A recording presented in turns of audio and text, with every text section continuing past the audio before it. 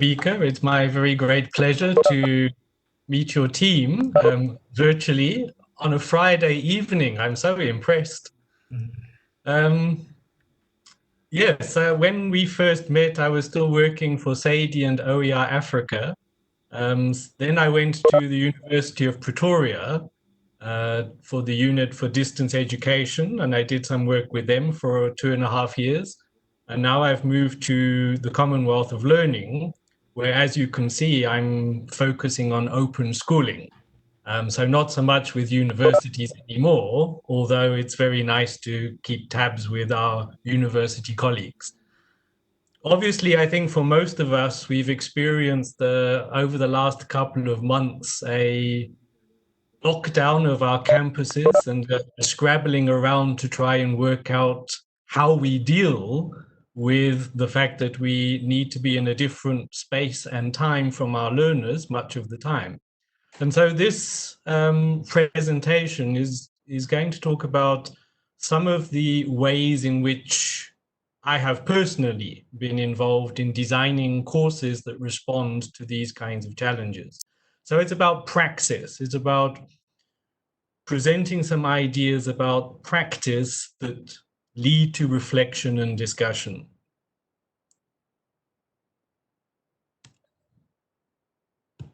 Okay. So the beginning of, there are three parts in a way to this presentation.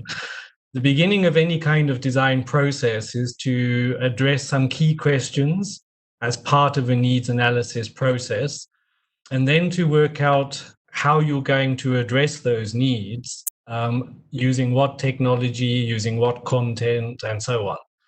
What I'm going to try and do is to highlight some key questions and then how we have addressed those key design questions in two particular projects, both of which are still under development to some extent. The first one, the University of Pretoria Advanced Diploma in Visual Impairment Studies. We are almost complete with the design and development of the course materials for that. We're just working on finalizing a series of open textbooks because of the limited literature in the field. And the second is a MOOC, a massive open online course that I am currently co-teaching with Packfold Learn in the Pacific. We have participants from over 1,400 participants from all over the Pacific region. And we will be running a new version of that in the Caribbean from Monday onwards. So I'm going to try and illustrate, not theoretically, I'm going to try and give you practical illustrations. I hope that that will spark some debate and discussion. So the key questions that we typically start with when we are in a design process are these kinds of questions here. Why are the learners learning? Why are they doing this course? What is the rationale? What is the purpose? What goals are they striving towards? What are our outcomes and objectives? What is it that they are going to learn in the course? How will we support them? What resources will we provide? Will it be a one-to-one kind of course? Will it be a kind of heutagogic model where they work independently? What is the learning process? Where are they likely to be learning, and how does that impact on the kinds of technologies that we can use? When are they learning? When you're doing a MOOC that goes across different time zones, you have to be very careful about any kind of synchronous activity. So normally we work asynchronously because we need to address different time zones. And how is the learning to be assessed in an online space? So these 9 questions inform the work that I'm currently doing in the 2 courses that I mentioned. Of course, campus closures have happened before in response to SARS, in response to earthquakes, for example, in Haiti and in Christchurch in New Zealand. in response to storms, for example, most recently in the Bahamas, Tonga, and other places, Bangladesh at this very moment. So there are things we have learned from previous closures of school campuses. One of the things is that when you're in a classroom, there's a timetable and the learners come, they know they must be here at this time. The teacher tells them, this is what we will do. And so we kind of can direct what is happening. But as soon as you move into distance and online learning, the teacher has less control, less influence over what the learners are doing. And so we have to kind of reinforce for them the why, the purpose for what they're doing. And to make it possible for us and them to know where we're headed, to be very clear at the outset about the outcomes or objectives or goals that we're trying to achieve. And then in thinking about what it is we should be teaching, what content we should be addressing, in the online space or in the distance place, it becomes very clear that we cannot only address the traditional core curriculum content, but we have to also build in some development of cross-cutting skills. How do you use the platforms? How do you interact with one another at a distance or online? And then thinking about how we mediate the process, what scaffolding is needed so that the students can know this is what I should do next, this is where I'm coming from, this is where I'm going to, and then what support can they access during the process. That has to be part of the design. And then what are they learning with? Are we locking everything away? It can only be accessed online. Is there a prescribed textbook which they must use? Can we use open educational resources? Can we build in use of open access? What devices will they be using? How good is their internet access? All of these issues need to be thought about as part of the design. And then with whom are they learning? Are we trying to develop a virtual community of learning or community of inquiry? Or is it like a typical MOOC where each learner is self-paced through the course? They decide when they will engage, what they will do, what they will not do, and so on. Where are they learning? At the moment, most of our students and our school children have been learning from home. But of course, in other kinds of school closures, due to storms or earthquakes, it may be that they are learning not at home, but in a soccer stadium, in a church hall, in a tent. And so that can affect what is and is not possible. When are they learning? Obviously, in an online environment, you can learn at any time. It may be that a 17-year-old finds it easier to work from 2 in the morning to maybe 4 in the morning when the rest of us are sleeping. That becomes possible when we're not tied to physical classrooms. And I think the school closures have helped us to begin to think about our assessment strategies. In many countries, exit level examinations have been cancelled or postponed or even replaced with different kinds of assessment. So there are things we can learn from previous school closures, and I will be publishing probably next week a reflection on this in terms of schooling. So I'll share that with you when it becomes available. So these 9 questions, we can build upon previous experience, but we also have to look at the current context and the current challenges. In exploring those 9 questions, I'm going to provide examples from 2 initiatives, as I said.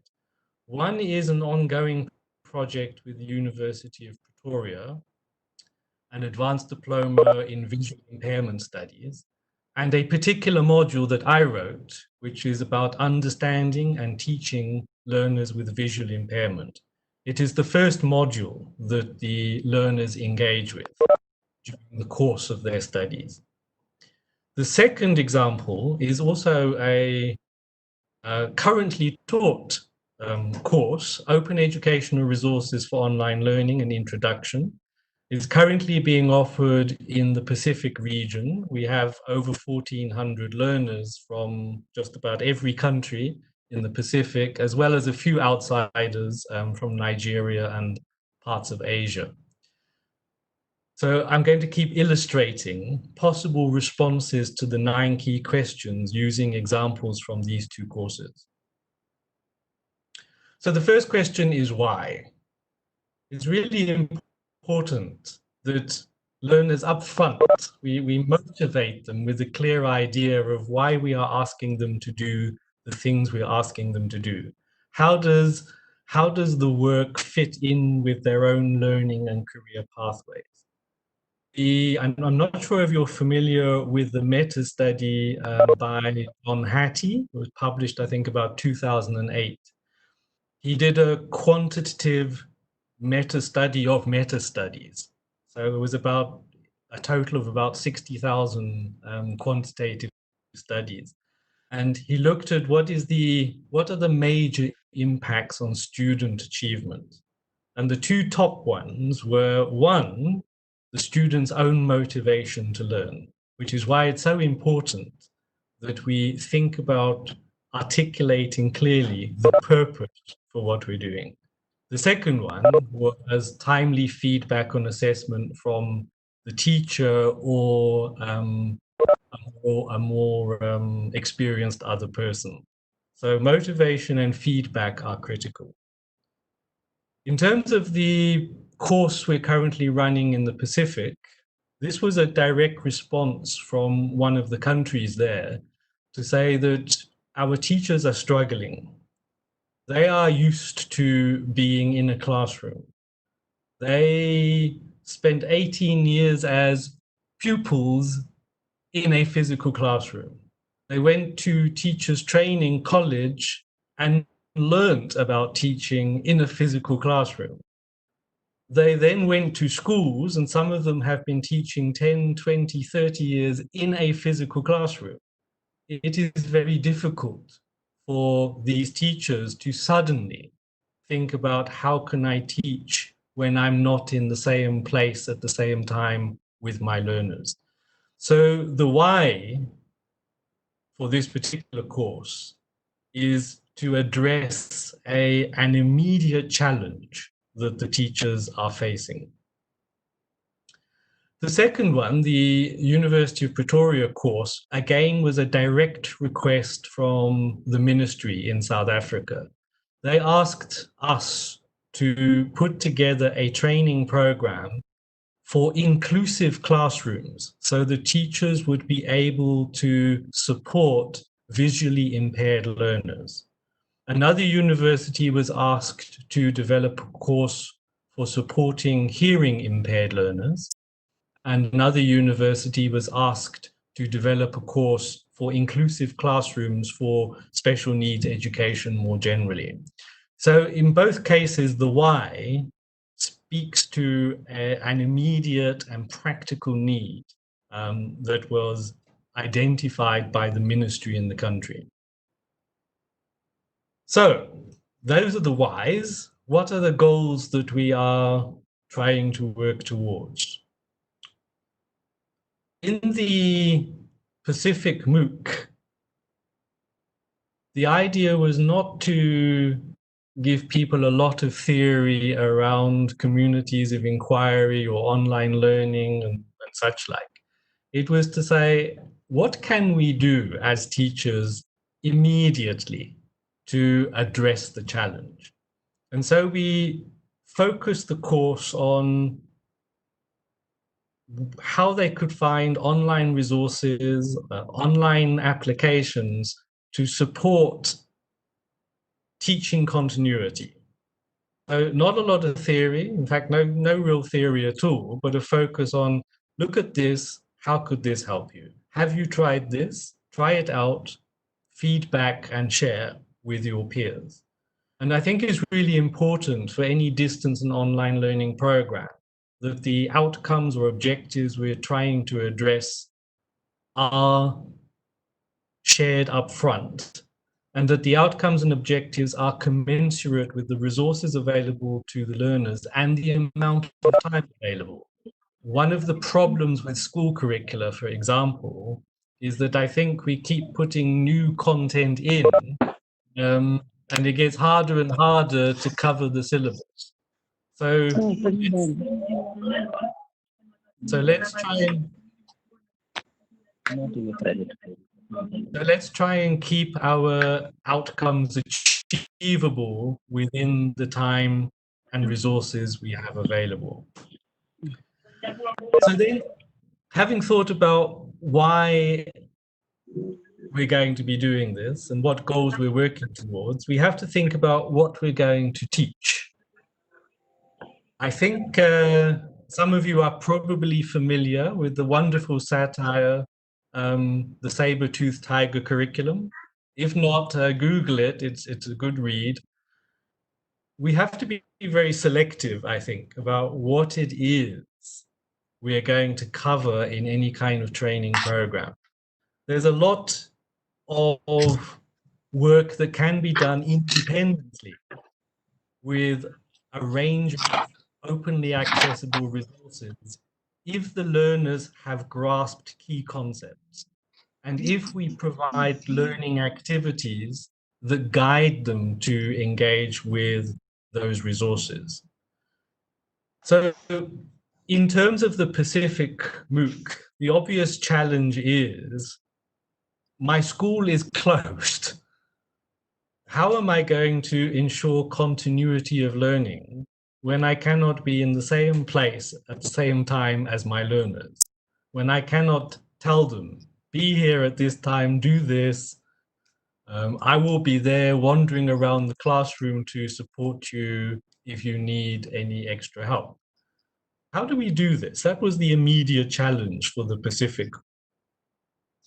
In terms of the Pretoria course, we thought that it would be appropriate to locate the design of the course within a universal design for learning framework, both informing the design of the course from our perspective, but also as a discussion issue, a whole unit within the module itself, within the course itself.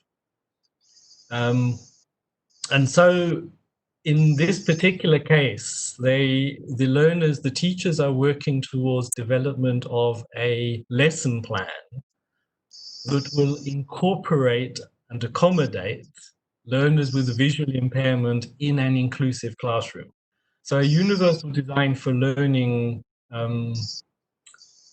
framework seemed an appropriate model to be using. So now we come to the question of how. How are we going to mediate this? And as the pictures of the animals here illustrate, it depends on the context. You need to adapt for the different contexts in which you are working. So again, in terms of the Pretoria ADVIS program, we use the model that is illustrated here. It's a variation of the well-known ADDIE model: analysis, design, development, implementation, and evaluation. What I like about this version of the model is it's not a linear process. It's a circular one. So in other words, we're continuously improving as we go along by evaluating what is happening at each stage of the process. So it's the beginning of a sense that in distance and online learning, we are continuously trying to improve what we are doing, rather than saying, here is the course design, here is the materials, and we're going to keep using the same materials and the same course design for the next 20 years. So implicit in the design of the program, as well as a model within the course, within the program, this particular model was. And it follows through. So it's because we're building the teachers towards development of a lesson plan. They start by analyzing the needs of learners with visual impairment, and then we ask them to design a lesson, to think about how they would design a lesson for engagement with those kinds of learners. So the model informs, as I said, the design of the whole program, but is also part of the core content of the program. For the Pacific, we have used Cole's MOOCs for Development platform. Now, as you probably know, MOOCs tend to be built around videos and quizzes. So they tend to lend themselves towards transmission of content. In the way that we have used the MOOC platform, we've tried to get around that limitation.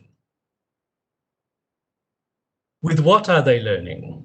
In many distant settings, over the past many years, over 50 years, we've been offering distance learning in Africa. We have used printed materials with occasional support face-to-face in decentralized centers. More of us have begun to move into the online space, but as we begin to move into the online space, the digital divide becomes a huge issue. Do our learners in rural areas, for example, have continuous and affordable internet access? Do our learners have smart devices, or are they needing to go to a computer lab, pay, or an internet cafe to access the resources? Because that determines how much we can put that can be accessed only online and what we can make available for access offline. So what are they learning with? Again, in the UP course, we've made that an issue within the course itself. So it's an issue for the course design. So we have assumed, and in the marketing for the program, we have said you will need access to a computer, whether it's a tablet or a laptop, at least 3 times during the course of the program. You can download all of the resources upfront. So that's your first visit. Obviously, if you want to engage with the discussion forums, you will need to find a time when you can do so. But we did not make the discussion forums compulsory because we could not be sure that all of our learners in all of the spaces in which they're learning would have access. We also made provision for some face-to-face contact in decentralized centers, but we didn't make those sessions compulsory. So you need to think about who your learners are, what resources they will be using. In similar vein, within the course itself, we had these kinds of discussions on the development of learning resources for inclusive classrooms for visually impaired learners to be accommodated. In the Pacific MOOC, we decided, because the challenge was to address immediately things that teachers would be able to do, and there was no country level learning management system in place. So we needed to guide the teachers towards things that they could easily put in place themselves. So Unit 1 focused on the importance of developing some kind of study schedule and making it based on a week of learning rather than 7 o'clock to 8 o'clock you must learn maths. And then, because most of the schools had already distributed prescribed textbooks and workbooks before they closed down, we put a great emphasis on the design of learning activities that would help the learners, when they're working from home, to engage before, during, and after using the textbook, or using listening to a radio program, or listening to a TV broadcast. So the first unit was really about making use of what already exists. The second unit was then saying in any situation, in any classroom situation, in any distance or online situation, you have a diversity of learning needs. There are some parts of the curriculum that all learners struggle with, and there are some parts of the curriculum that are particularly difficult for particular learners. And so always as teachers, we're needing to supplement whatever has been prescribed in order to be inclusive, in order to address different learning needs.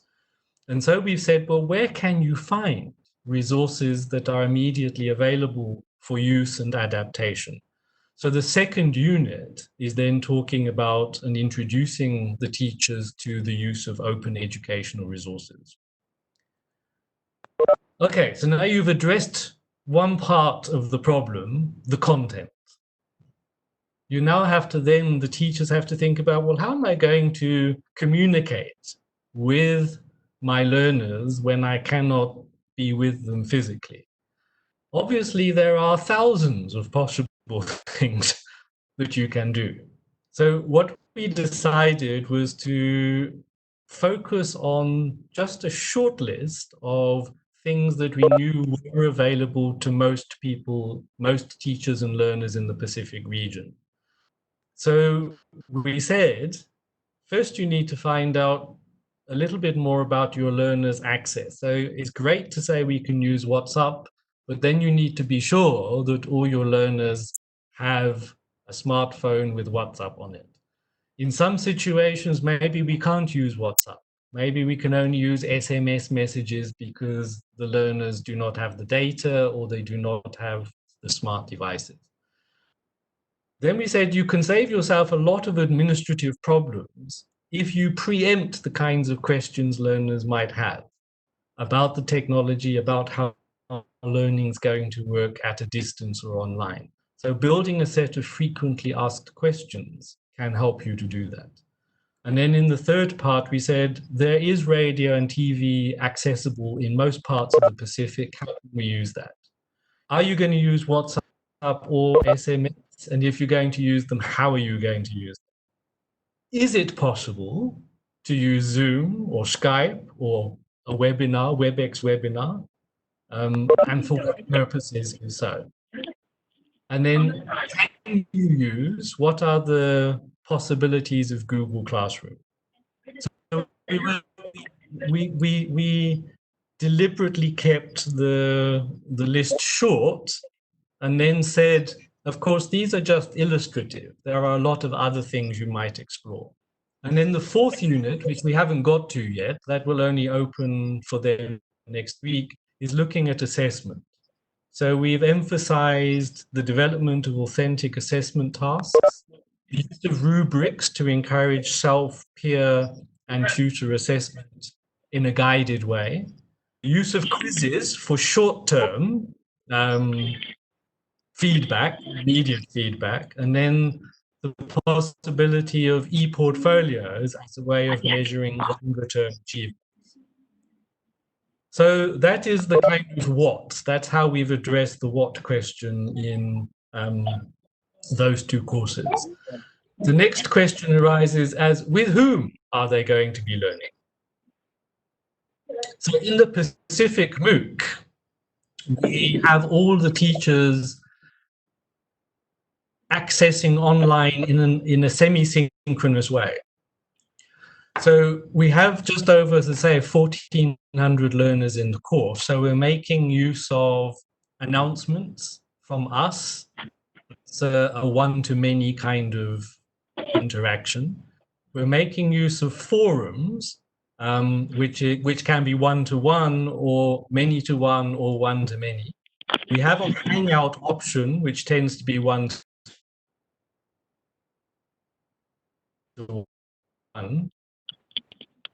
And then we ongoing issues where the learners themselves, as you can see, are able to create new topics themselves. So I think if you are familiar with Blackboard or Moodle or Sakai or Canvas, this kind of framework is probably familiar to you. Yeah.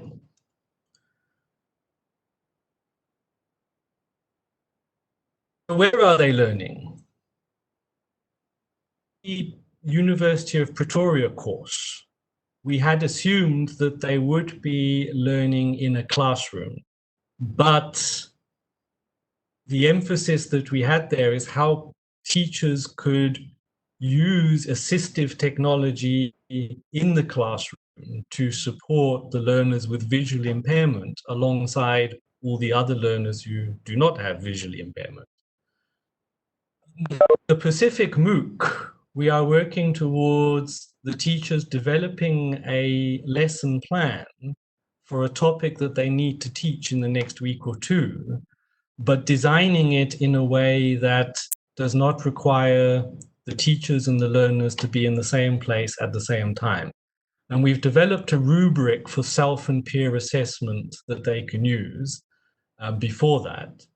And so what we've asked the teachers to do is to draft a lesson plan, share it in a discussion forum, and then to get feedback from their peers, well, obviously to self-assess using the rubric before they upload, and then to use the discussion forum to get feedback from their peers so that they can improve their lesson plan before they upload it as a final assignment. What we found, as I found many times when I've done this kind of work, is that initially teachers write a traditional lesson plan. The teacher writes this on the board, the teacher puts the children in groups, the teacher hands out the worksheets. And so what we found is that other teachers quickly pick up on this and are able to advise the teacher who does that. Now, how are you going to do that if you are not meeting face to face? So we're using the power of peer interaction to drive the way this program is working. When are we going to be doing things? We have in both the University of Pretoria program and the Pacific MOOC chosen a semi-synchronous model. We open one unit at a time. We set up discussion forums linked to the activities in each of those units. We pin the current discussions to the top. But throughout the course, the program has been continuous registration. People can catch up as they want to. But we've also said that there are certain deadlines for certain things. But as you see here, I don't know if you can see my cursor, on the top here, we recently extended the timeline for the lesson plan submission. So I think one has to be a little flexible about addressing and accommodating the needs as they arise. But then you have to think about how are we going to assess the learners? I think you'll probably agree with me that this is probably not a particularly conducive way of assessing learners and getting a good gauge on what it is they can and cannot do. Sitting on the ground in the sun probably is not going to tell me and give me the best of what these learners can do. So we need to be a little creative, I think. In the UP program, we have linked this idea to the link between assessment and evaluation. So we have a whole discussion around assessment and different forms of assessment and how we can accommodate the needs of visually impaired learners in an inclusive classroom by adjusting and adapting the way we do assessment. We've then linked the next unit to that, to the role of the teacher as a reflective practitioner and researcher. How do you use information from assessment to improve your practice? So we've made it an integral part of the course design as well as the course content. In the Pacific MOOC, we are able to set certain criteria for a certificate of completion or competency and a certificate of participation. And as you can see in the screen here, it could be a combination of percentage of lectures that have been watched, the quizzes, the quiz marks, participation in forums, submission of an assignment, and so on. So we can set the criteria and adjust and give different kinds of recognition. So in conclusion, the 9 key questions, you begin to address them, you get preliminary answers up front, but it's how you use that information and get it to talk to one another is how you get a coherent program. And the model, this revised ADDIE model, is one that I find very useful for helping me to think about how do I get from analysis to design? How do I get from design to development? Sometimes I need to go back to design during the development process. How will I get from development to implementation? Sometimes I need to go back and look at my initial analysis and assumptions. And then how will I implement and how will I improve in a continuous cycle? So this is a model that I particularly like. And there's a very nice open educational resource that explains this in more detail, and I've given you the reference here. To help you going forward, I've begun to put together some resources here. I will send this PowerPoint to Sylvans for you to share afterwards. I haven't shared it yet because depending on how the discussion goes following when I finally shut up, there may be some additional resources that I will add that link to your particular needs. But I've given you the link to our COVID-19 resources. It's a curated list. I've given you a link to Gilly Salmon's Carpe Diem design process. If you don't like the ADDIE model, this is another one you can consider. I've given you a link to Sadie's design guide, which is a different model again. I've given you a link to Cole's open access, open resources repository, and also to our courses. You might be interested in doing some of these courses, or you might just like to look at the design of these courses. So this is an open educational resource. I'll send the final version to Sylvans after this. Thank you very much. I think that's me, and I'm open to questions. Thank you very much, Dr. Tony Mays, for that wonderful presentation, especially sharing with us some of your experiences and the kind of work you are doing. Some of the issues you've raised are very important, and some of them we are battling with them here. We are going on with them, especially issues to do with the questions that you've asked. For example, what, how, why, with what, with whom, and then how do we assess our learners. Those are key issues and key components that we are battling with here, and with your support, we will do much.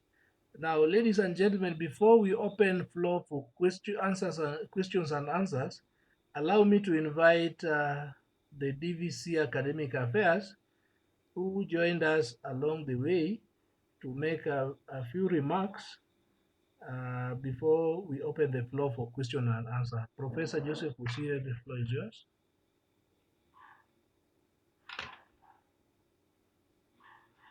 Hello, hello. Good evening, colleagues. Sylvans, are you able to get me? Yes, I can hear you very well, loud and clear. Okay, very good. Thank you very much. Let me take this opportunity to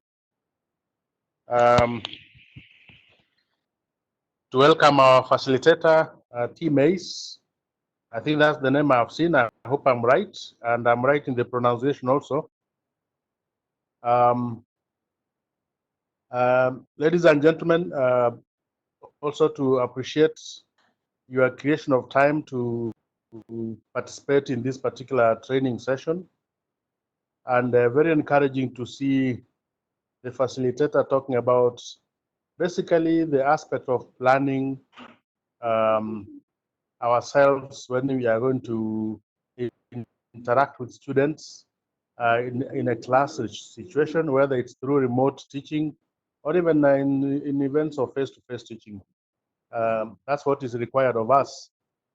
to be able to plan to ensure that learners are able to understand the content. Hello. Hello. Are you getting me? Silvans, are you getting me? Yes, loud and clear. You're very clear, Professor. Okay, thank you very much. So, so therefore, what I'm saying, I'm happy that the facilitator has gone through the aspects of planning to teach, with an emphasis on student understanding and especially on improvement of learning outcomes. Because that's what we are talking today, that we are no longer doing lecturing or reading our notes to students. We encourage constructive interaction with the students. And maybe let me take this chance to share one little thing that we discussed today with the chairman of council.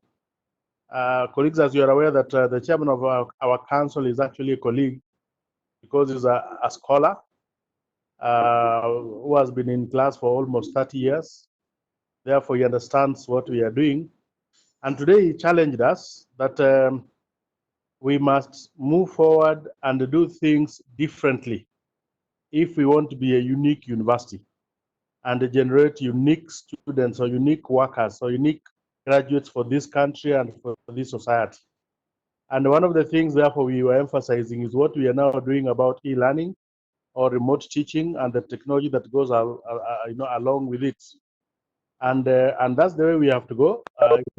He was happy that we have adopted that system of accessing and interacting with the students. But he did say that soon we will be out of e-learning because there's something called mobile learning that is coming on. And therefore, Dr. Baker, I want to thank you very much for the initiative that you have given us several opportunities to be able to accommodate technology into our classrooms. Otherwise, I want to wish you the best, and as you interact, so that I don't take much time, I wish you the best. And Team Ace is welcome any other time again to interact with us on another topic. Thank you very much and have a good evening. Thank you, Professor. Before we release you, Professor, can we see your face? I know Dr. Tony Mays would like to see you. You know, he was in your office some times back. Was it 2 years ago? And maybe today you will be interested to see your face once again. Are you able to see my face now clearly? No, we cannot see you.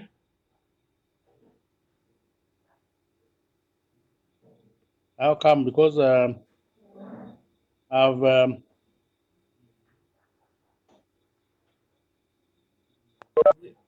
Maybe you. okay. Yes, now we can see you. Yeah. Thank you. Okay. Thank you very much. Thank you, Professor, for that wonderful opening remarks. Ladies and gentlemen, can we have questions so that Tony can answer?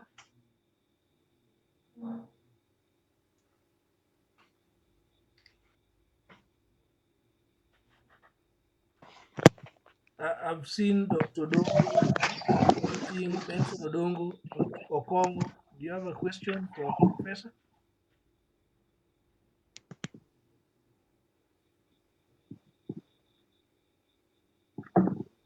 I can see Professor Monica Yeko unmuted. Do you have a question? Yes, I have a question, Director. Yes. First, can you get me? Yes, we can hear you loud and clear. Hello? Yes. Yeah, you mentioned several people, so I thought somebody else might also be talking. I just want to thank Professor May for that good presentation. Mine is not really a question, but I'm just lamenting. Since we started having this series of e-learning, I'm learning one thing and I'm embarrassed about myself. It's like I should have taken education courses to be a good lecturer at a university. Because each time a presenter comes on, it's all about, teaching. And all these years, Professor May, I'm soon stepping down from this long profession, but I wasn't an educationist as such. I'm learning that there is something those of us who didn't take education courses have been missing, and our students must have been missing a lot, and they didn't know what they were missing from us. It is this time of e-learning that I am learning that we have just been duping our students. And for that matter, from what you have presented, do you advocate that anybody who intends to work at a university as a lecturer should take at least 1 or 2 units of teaching? That's my question. And my question is because I feel that I don't know so much and I don't know what I'm doing at a university. Thank you, Professor, for that question. Yeah. We have Dr. Benson Okongo. Dr. Benson, you can unmute. I've seen you are raising your hand.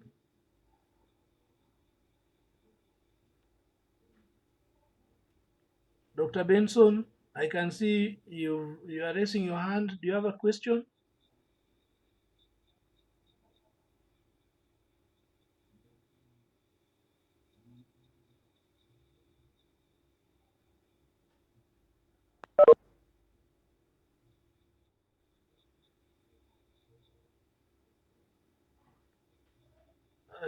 Any more question?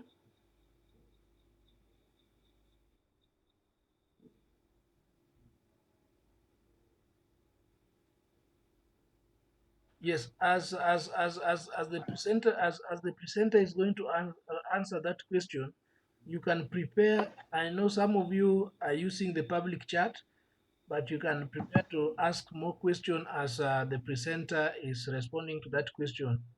Professor Monica, I've seen you've raised your hand again. Do you have another question? Yes, I wanted to just a follow up because I thought you don't have a lot of people asking questions, so I could take advantage of this time. Fine. My question is, although I'm lamenting that we have not been doing the correct thing, although we have been meeting face to face and now we have to do e-learning. Now, what you have taken us through, Professor May, of with whom and what and all that, do you mean we have to ask ourselves those questions each time I am going to class or when I'm making my lesson plan? Because we do our lesson plan, we do our course in outline only once a semester. And then, of course, it's a follow-up either every week when you're going to class. Do I need to ask myself those many questions every time I'm going to class? Or at what point do I bring all those with whom and how and where, like you have outlined them very well? That's my question. Thank you. Professor, as you are taking that, Tony, there is this other question about the learner support, especially for the special needs that you've alluded to. There is the assistive technologies I saw. Can you expound more on these assistive technologies and at the case study what you've been doing with this assistive technology? Thank you. Okay, shall I answer these 3 questions? Yes. Well, not answer them. I'll respond to them. Yes. Go ahead. So the first one, yes, certainly we have traditionally appointed people at universities based upon their research output and research capability. So only a very few institutions provide training for lecturers as teachers. But most of the open universities, it is a prerequisite.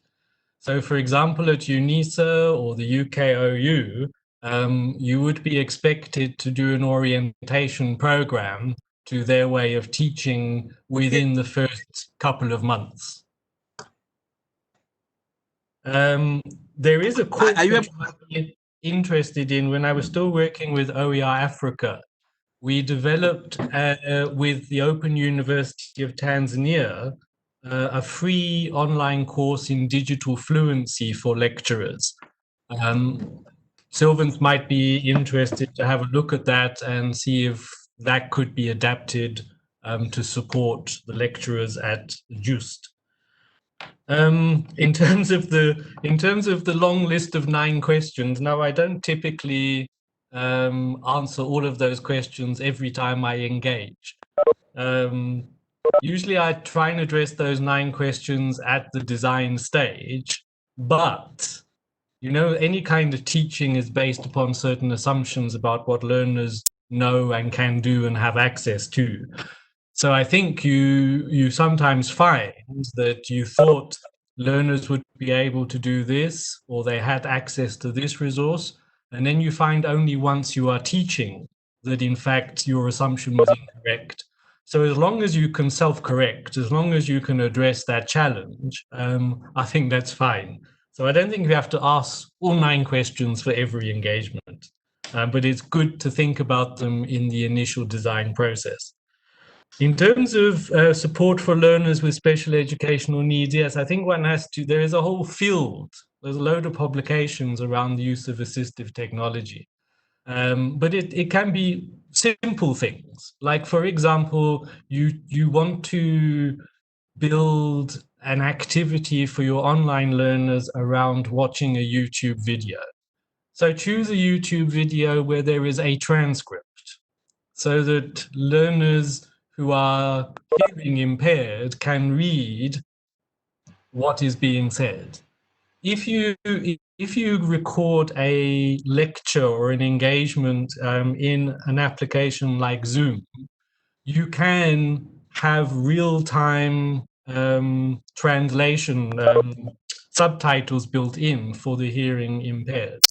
For people who are visually impaired, a lot of the things that we share are text-based.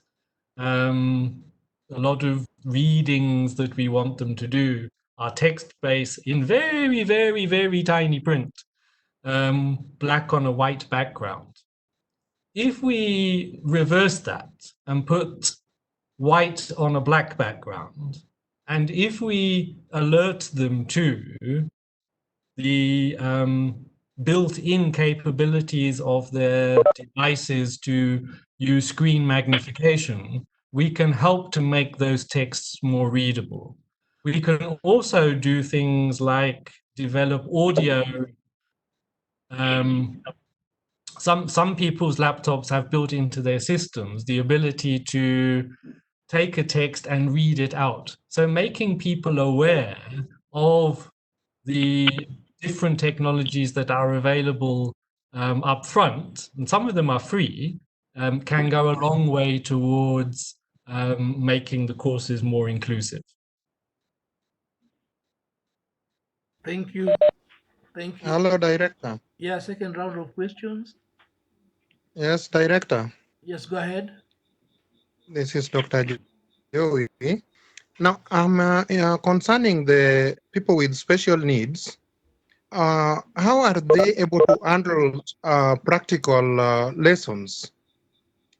Because we are having like those who are visually impaired, and some of them also are having hearing impairment. But then when it comes to practicals, how are they handling, especially with those who are here having hearing impairment? Because they can see, yes, but when it comes to practicals through this system, e-learning, how are they doing it? Thank you. Thank you. I can see Dr. Angiracho. Angira, you've raised your hand. You have a question? Okay, thank you, Director. Yes. Thank you, Director. And my concern is very simple. It's about practical sessions. Like in health science, we have procedures that must be performed more than even 3 times for one to be perfect. How are we going to do this? Or how are they doing this kind of practicals in the e-platform? More so like when we are now, like the units that we co-offer with engineering, like when we are now doing building science, you are training someone to construct a wall, to know how to lay the foundation, to do mixing. Many a times we do this several times for one to know how to do this. How are we going to do this on e-learning? Like even when we are now, like now when we are talking about e-exams. Thank you. Thank you. How can we now? Hello? Okay. I'm not clear. No, point noted about the. Okay, fine. Yes. Next, we have Noah here. Noah, I've seen you've raised your hand. Do you have a question?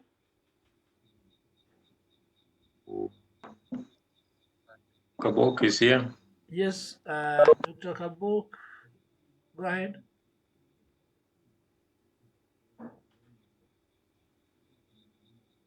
Go ahead. Engineer, go ahead.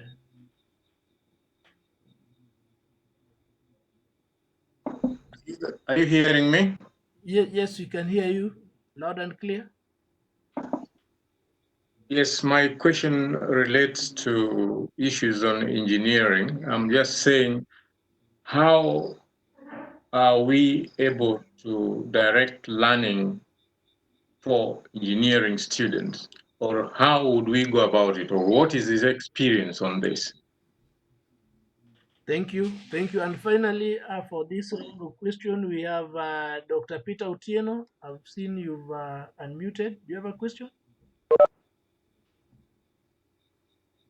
Thank you. My question is based on access to these open resources online. You realize there are several service providers, but in each of those service providers, you realize that there's some content that they also include, which probably could not be relevant to the programs that are on offer.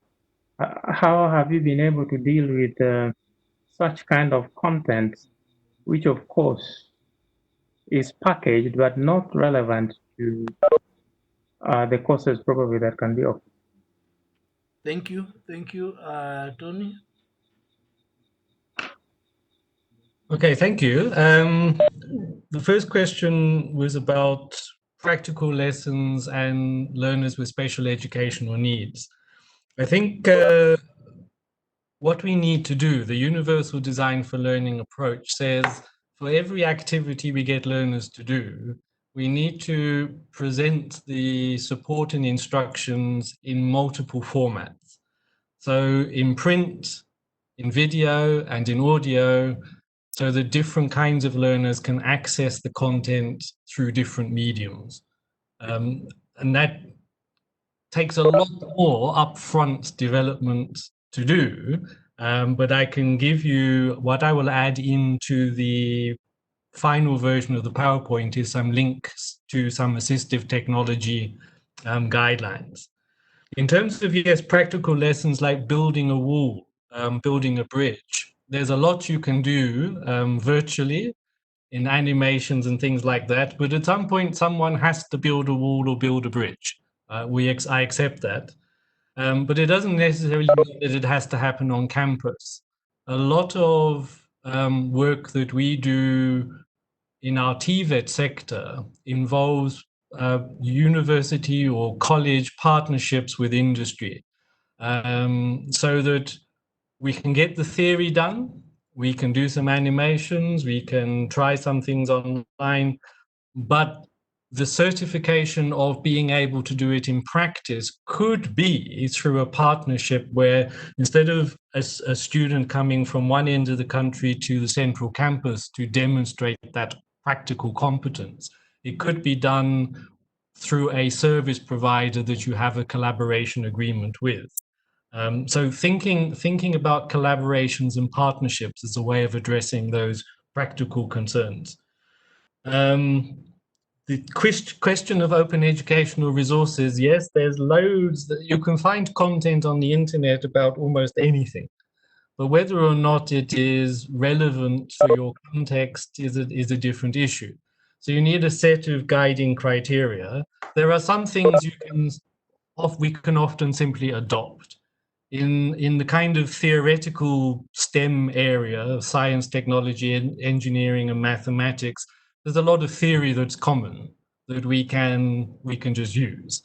However, much of the time, what we find openly licensed requires some adaptation to be able to make a better fit with our context. So maybe replace some of the examples with local examples. Whether or not it is worth doing that depends on how much adaptation is required. If you have to virtually recreate the resource, then you might as well have created a new resource in the first place. But once you have created a digital resource, if you openly license it, it can be used by other teachers. So again, a number of projects I've worked with in the Commonwealth and before the Commonwealth has been getting institutions to collaborate with one another, identify a national need, identify a program that addresses that need, and then instead of every one of 20, 30 universities developing their own program and course, why not each university develops the content for one course? And then we share. Our virtual University of Small States of the Commonwealth is built, that whole project is built upon around that kind of way of working. So sharing the workload to enrich the quality and to not overburden any one institution or one lecturer. Thank you. Thank you, Tony. Tony, there are these two questions on the chat. One is privately sent. My question is, how do we deal with the challenges of authentic assessment and authentic task packaged online? The other question, which is public, is how is need assessment done given that interactions with the learners is virtual? This question has come from Dr. David Odongo. Maybe you can answer those ones before we go for, we take some three questions again. Okay, so the first one about needs assessment, it is not like we are starting from scratch. You have been teaching engineering science, you have been teaching mathematics, you have been teaching philosophy or whatever for many years. So you have research on what the needs are, what the curriculum needs to address. So you have a whole lot of information up front. What I typically do is I make assumptions around the answers to the 9 questions I posed around previous experience. But what we have also done is in most of the engagements we have at Col and the ones we had at University of Pretoria, is we surveyed students. We said, we think these are the key issues. This is what we're planning. And we did like using monkey survey or lime survey or something along those to get feedback from the students saying the literature is telling us this, our experience is telling us this. If we were to do things in this way, how do you think that would work for you? So you can, and in fact, almost every course that we do at Col has a pre-course survey and a post-course survey, just to see whether our initial assumptions were borne out in reality. In terms of the challenge of authentic assessments, yes, I mean, we're increasingly moving towards saying that it is not just the ability to say you know something, but is what can you do with what you know. So an authentic assessment says that, okay, I'm preparing engineers to build bridges. Obviously, they can't build a full-scale bridge, but they could build a model and explain the thinking behind the theory that underpins that model. And it can be done. I mean, they can share their design plans, they can share videos or photographs of the work that they've done. If you wanted further corroboration, you could make sure that they have a trusted other person with them when they do these kinds of things. There are, for any challenge, for any kind of learning need, there are ways of finding solutions, but you then have to say also what is affordable. So just before I left South Africa, the University of Pretoria had built a virtual mining room. So they've got space to walk into. It's like you are walking into an underground mine without actually going underground. So if you have a few millions, you can do almost any. Be practical. We are making a lot of use of shorter things, shorter assessments that can aggregate up from badges into micro credentials, that can aggregate up into full qualifications. The use of blockchain technology to ensure the robustness of the chain of evidence, so that other people cannot adjust it. So there are new technologies emerging to help us in the online space. In China, they recently, during the lockdown period, extended their use of online proctoring. Setting up the system is quite tricky, and it requires some upfront investment. But if you think that the only way to assess your particular subject area is to have proctored examinations, there are now tools for doing that online that would require maybe fingerprint login, that can track retina to make sure it's the right person doing the work, that opens the assessment at a given time, closes the assessment. So there are tools for doing that, but it requires some upfront investigation and assessment. Thank you, Tony. Ladies and gentlemen, can we have the last round of questions? Do you have any question? Yes, I do. Yes, Professor. Thanks. I appreciate giving me more and more time. Yes.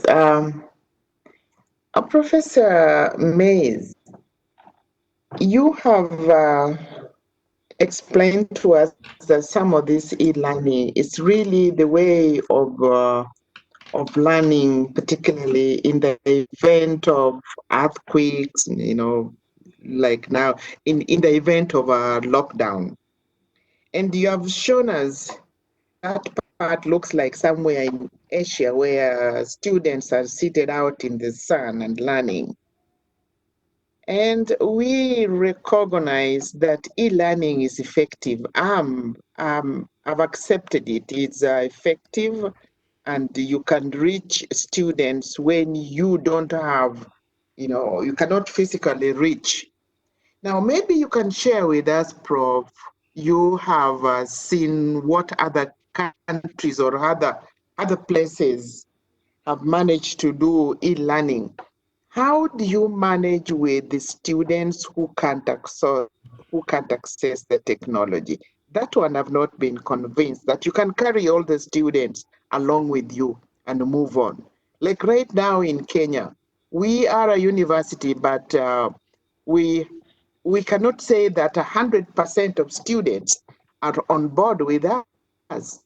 how do you manage such cases? Is this the best, or when things normalize, now you round up all the students who are missing and give them, face-to-face teaching? That's my question. Thank you, Professor. We have Dr. John Agumba.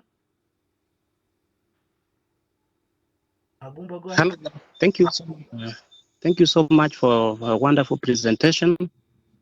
Maybe I have a concern or a question.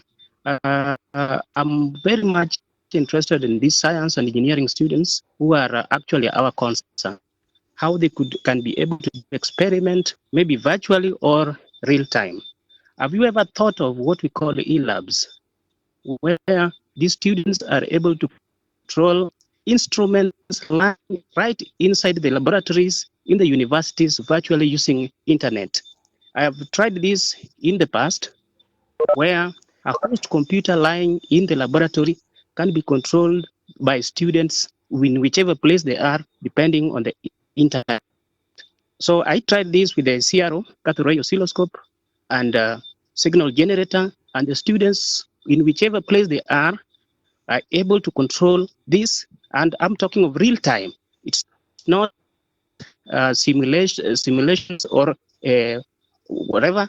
So this real-time control of these instruments lying right inside the laboratories, and with a strong internet, there can be also a video information that the student is able to see and control and do the experiment as if is right inside the laboratories. I know that it may be expensive, but it is possible. Have you ever thought of this? Because e-labs is not a new thing. Thank you so much. Wonderful, Dr. Agumba, for that comment and maybe question. Can we have the last question so that Professor Tony can close up?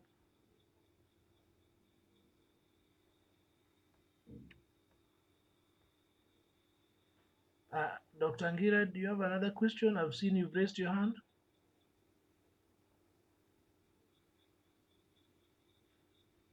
Okay. Tony?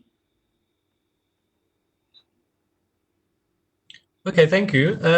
Yes, the digital divide is a big issue. It's been foregrounded with the closure of university and school campuses. I think we had 1.6 billion learners off campus over the past few months. Schools are starting to open up, but now they're finding, how do you have physical distancing and still have an open campus? So we're probably moving towards more blended approaches. And so one has to think about what can be done online or at a distance, and what really must happen in your particular course or program face to face. In terms of kind of how people respond, one of my favorite responses at the moment is in Bangladesh. As you know, Bangladesh gets a lot of flooding. So they set up, one of the projects we work in, they set up boat schools. So the boat schools would go pick up children, have lessons on board. The boat had solar power, it had batteries, it had computers. And so they would learn on the boat, and then the boat would drop them back off again. Now with physical distancing, they're using technology, using the boats and the technology, but instead of the learners coming together, the learners are outside in physically distant space, and the teacher takes the technology off the boat to run the lesson. So there are ways and means of doing things. But I think, as the DVC said earlier, we need to be looking at the possibilities of mobile, because in most of our texts, it is mobile technology rather than laptops and computer technology that has proven to be more accessible. And one doesn't have to do high-end work. We currently have 3 MOOCs that we started in April using mobile technology. And there's an even simpler version which uses only audio parts of the MOOCs. And we're currently reaching 31,000 farmers in the most remote areas using mobile technology, using a MOOC type format. So, for any challenge, there is a solution. It requires thinking about. It requires the willingness to say, not that we can't do it, but what is possible? What have other people done? What can we learn from other spaces and places? And then our colleague and talking about the e-labs, yes, I agree 100%. If you think about the way that we train medical practitioners these days, the clinical part has become harder and harder because we're needing to train more medical personnel than our typical hospitals can cope with. So increasingly, you see that in clinical visits, the visit is projected onto an LED screen, so that instead of having only the 6 trainee medical staff standing around the bed of the patient, 20 people can engage. If you look at the way in which we are increasingly doing surgery, surgery is increasingly moving towards microsurgery, a small incision, a probe that goes in, a camera at the end, and the surgeon is performing the operation looking at a screen rather than looking at a huge open wound. Obviously, you can do some surgery like that and some not. But once you have made that move, that surgeon does not necessarily need to be in the same room as the patient, doesn't have to be in the same city as the patient, doesn't need to be in the same country as the patient. So as we are finding ways of doing these kinds of things from a distance, so in education, we can adopt those technologies to help us. They're not all there yet. And so I think for the short term, you are probably going to be looking at blended forms of learning. And I think then you need to say, well, I can't have all 10,000 students on campus at any one time. I can only have 1,000 on campus and have physical distancing. So inevitably, some learning has to happen off campus, and then some has to happen on campus. And then going through the curriculum and saying things that I can't at the moment think of it an online or technical way of doing it. That's the bit that will be on campus, or in centralized partners campus or venue, and then what are the things that easily can be put into an online space. So I think it's about creating an openness to trying out new ideas, learning from others, and increasingly working in partnerships and collaborations. Thank you. Thank you, Tony, for that wonderful presentation. As we are coming to close, before I invite the Registrar Academic Affairs to give a vote of thanks, I want to share with you, now that we are with Tony from Commonwealth of Learning, we received a communication from Commonwealth of Learning, and I want to share some document from Commonwealth of Learning that can help us. Commonwealth of Learning in partnership with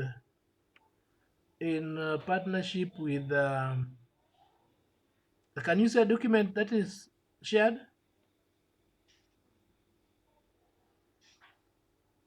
Thank you. Now I can't see. Yes. Yes, it's there. you can see the document. Now Commonwealth Yes. of Learning in partnership with Coursera has organized a workforce recovery program, especially for those who are affected by COVID-19. For example, you are working initially, then in the process of this pandemic, your work has been affected, and you have a break. You want to empower yourself in terms of doing some courses. So they have partnered with Coursera to support those who are affected with the COVID-19, and they're offering over 3,800 free courses.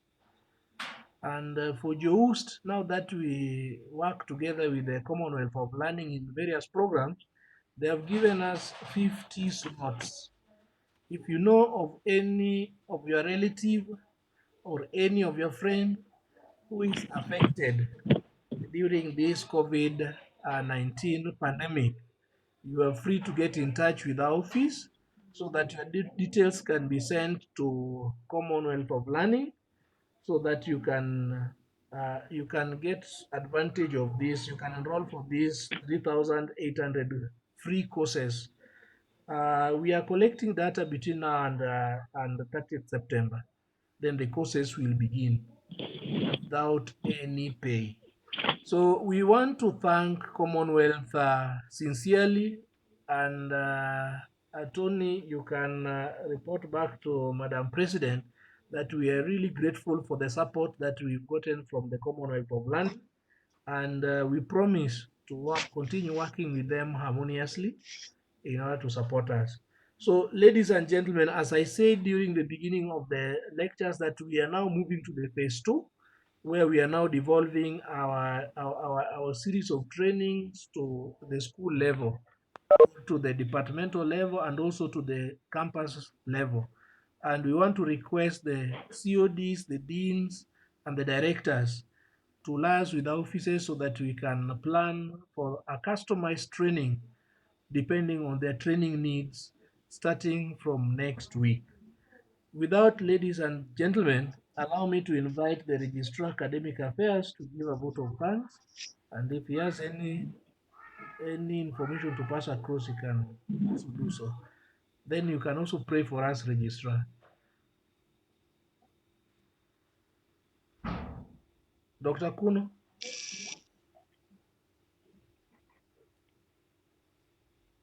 You can unmute.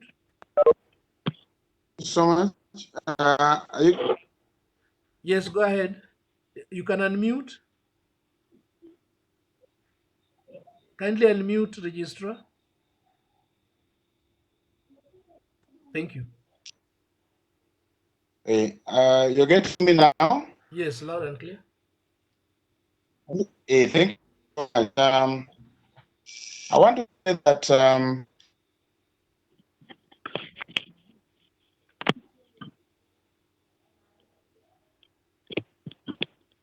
We are losing you, Registrar.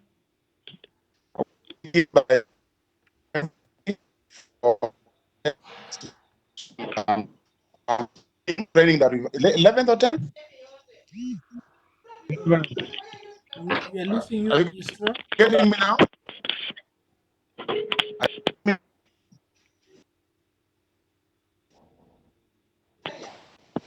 Are you Yes, getting me now? Registrar. Are you getting me? Yeah, thank you so much. I want to say, begin by thanking our facilitator.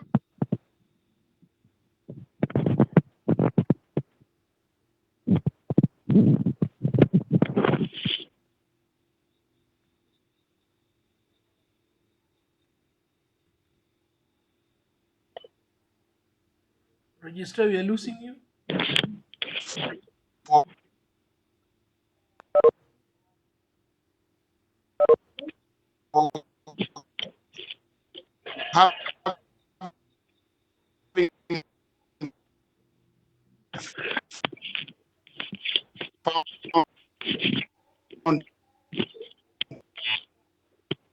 Time to give us a lot of material, and you can reach many more students within a shorter time than the face-to-face that we're traditionally used to.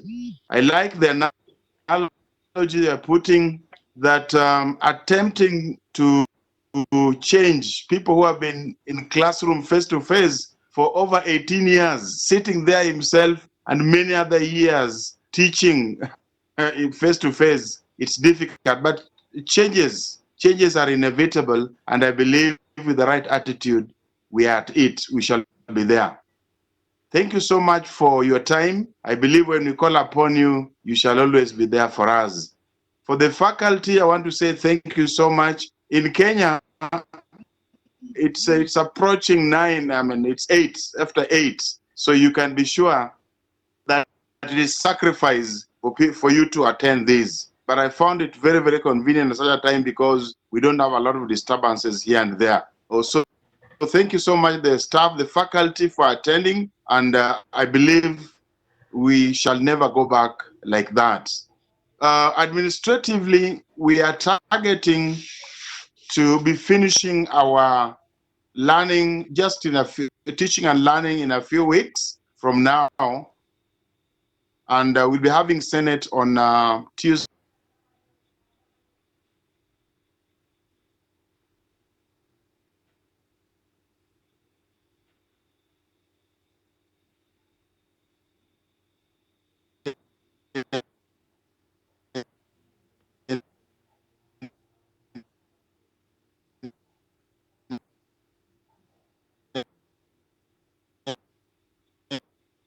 Next week, and when we're planning for learning to be that is. And so now, whichever mode we're using, I know that people using WhatsApp, whichever, but it's important that we have the students all registered on the platform so that when we administer the exams, it will be much, much easier because the exams somehow will have to be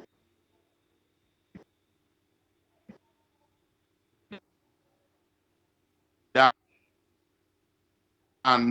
online. I want to thank you so much, Director Sylvans. You and your team are doing a good job. We really appreciate the work that you are doing, and I believe it's so good. It's taking the university to another level. Having said that, please allow me to pray. You can kindly bow wherever you are so that we're able to pray. Master, we thank you for your goodness. We thank you for the far you've taken us, dear King of Glory. We lift you on high because you're such a good God to us. Thank you for the session we've had, dear King. It has taken your hands, O Jehovah. We lift you on high because you are so good, and we believe this issue, the stresses of Corona, shall be behind us soon and very soon, dear King. Thank you for the facilitator who's been so good to us, he's been courteous. Jehovah, he has offered his time to teach us, and we cannot take it for granted. Bless even the faculty of JOOST, the director, the management of JOOST. Take us to another level, dear King of Glory. That even as we end now and looking forward to another session, be with us in Jesus' name we pray. Amen. Thank you, and God bless each one of us. Thank you. Amen. Indeed. Amen. Amen. Yes. Thank you. Amen. Amen. Amen. Amen. Thank you. Thank Amen. you. Thank you. Amen.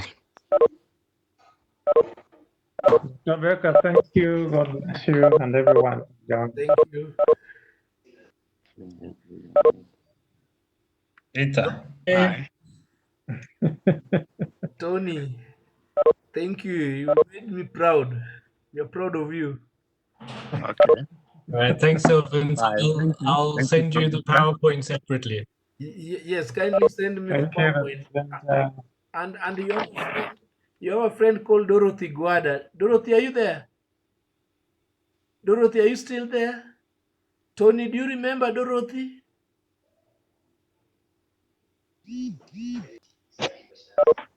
Dorothy? Dorothy Guada, can you hear me?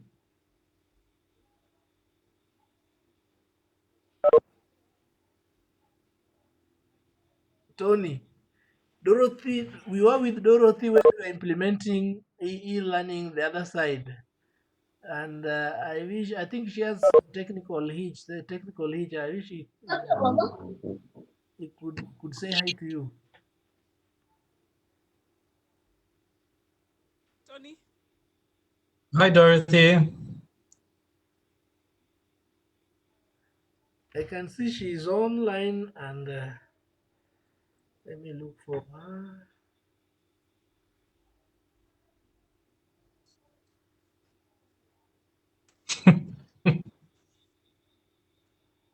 Tony, what time is it over there?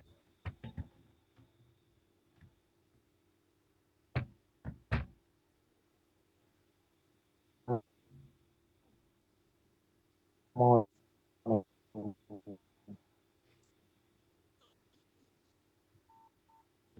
Dorothy, you are not online. Friday evening. Tony. That shows dedication. Exactly.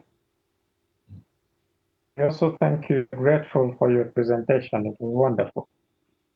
Thank you. I hope you find it useful. Very useful. It seems, Sylvans, it seems we're not going to get Dorothy, but give her my regards. Yeah, I'm just trying to I'll sign off. I can see she's on. She's online. Yeah, hi. Dorothy. Can you hear me, Dr. Beck? Yeah, I can hear you, Dorothy. Yeah, can you hear me? Hi, Tony. Hi, Dorothy. How are you?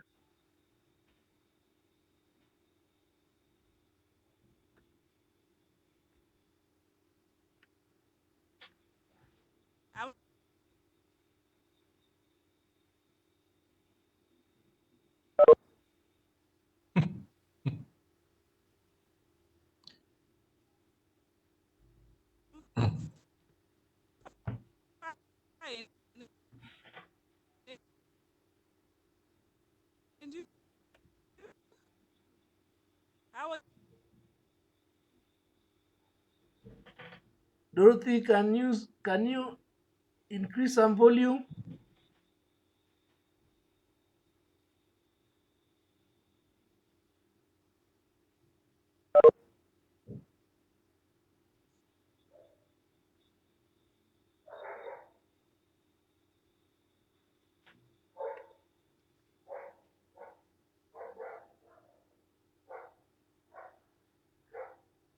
Tony, I think Dorothy must be in a place with poor network connectivity, and that's why Yeah. I cannot hear her loud.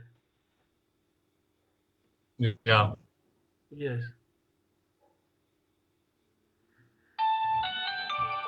But anyway, we are grateful. You've done us great. And To travel again. Next time I come to Kenya, maybe I'll be able to call in. please, if you are in Kenya, let us know. Thank you. All right. Okay. So I'm going to leave now. So thank you you. very much for the invitation. We'll be in touch. Thank Bye-bye. you. Bye-bye. Thank you.